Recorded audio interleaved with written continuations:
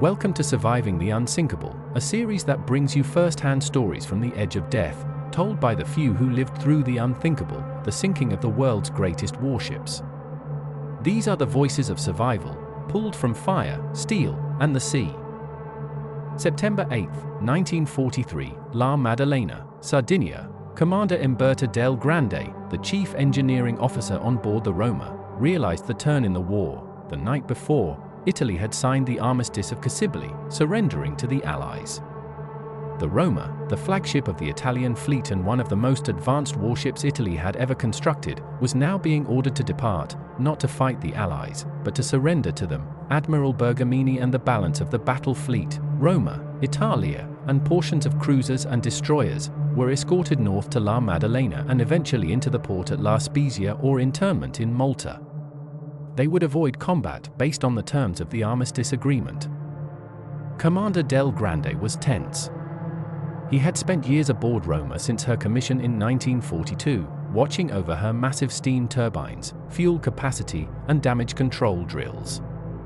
But nothing the training could ever prepare them for what was in store. September 9, 1943, 3 p.m., the fleet had departed La Maddalena when planes converged overhead.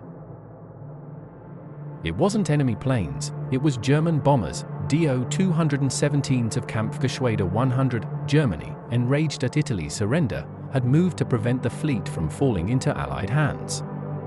These planes carried a new and terrible weapon, the Fritz X, a radio-controlled, guided glide bomb, the first in history. Del Grande, far down in the engine rooms below deck, barely heard the warning when the first of the bombs struck the battleship Italia.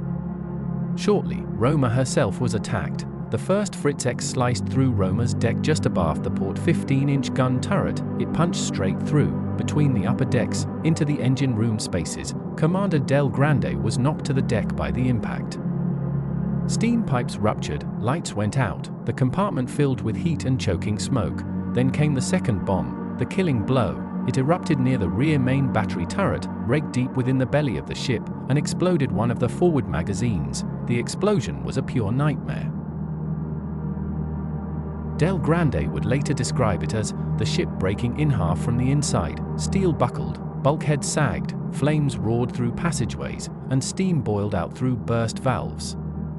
Dozens of men were burned to death in their tracks. Others were trapped, screaming for help as flames engulfed the compartments, but despite his injuries, Del Grande tried to control the damage, but communications were down and the flooding could not be stopped. Fires torched through electrical circuits, her spine had been broken. Roma began to list and slow down. Up in the bridge, Admiral Carlo Bergamini and a few of the bridge crew were killed in the first explosion. Smoke poured into her shattered hull as the ship began to choke. At 3:15 p.m. the battleship Roma was on its deathbed. Commander Umberto Del Grande, deep in the engineering compartments, could feel the ship's heartbeat slowing. The lights went out, the turbines fell silent. Water poured in from various compartments, steam hissed out through broken pipes, the chemical scent of burned insulation filled the air. Above him, the Roma's forward magazine had detonated. A colossal shockwave had ripped through the entire forward half of the ship. The conning tower was wrecked, the mainmast had collapsed. Admiral Carlo Bergamini, who had been standing on the bridge moments before, was killed outright. Del Grande knew the Roma would never be able to survive. By 3:20 p.m., the Roma was burning from bow to stern. Explosions still shook the superstructure. Secondary fires spread to other ammunition stores. The battleship was breaking up, her keel destroyed by the bomb penetration and the magazine blast. Men leapt into the sea. Most were burnt and covered in oil. Columns of smoke reached thousands of feet above the water. The fleet in attendance, anchored nearby, stood helplessly by and watched their flagship burn. Del Grande reached the edge of the deck.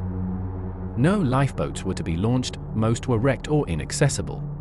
His only option, jump now or die. So he jumped. The sea was oily, cold, and littered with debris. Del Grande surfaced coughing, charred, and bleeding. About him floated hundreds of men, some alive, most dead. He turned in time to see the last seconds of Roma. The battleship turned hard to starboard, her stern climbing out of the water.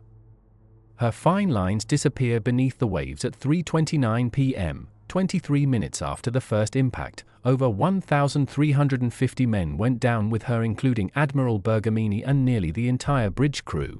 Del Grande was one of only 622 survivors. The Roma had not been sunk by naval gunfire, but by horror new technology, the guided bomb, a weapon against which no defense as yet existed. The loss of Roma was both symbolic and strategic. She had never blazed her guns in anger. She was murdered not in combat against enemy ships, but in surrender, at the hands of an old friend. Del Grande survived the war and devoted the latter years of his life to honoring the memory of the deceased. He carried with him memories of flame, metal, and silence, of a vessel which never really did get a chance to engage. We weren't defeated by courage, we were defeated by the future. And the future came down from the sky. Thanks for watching and joining us on this journey through history.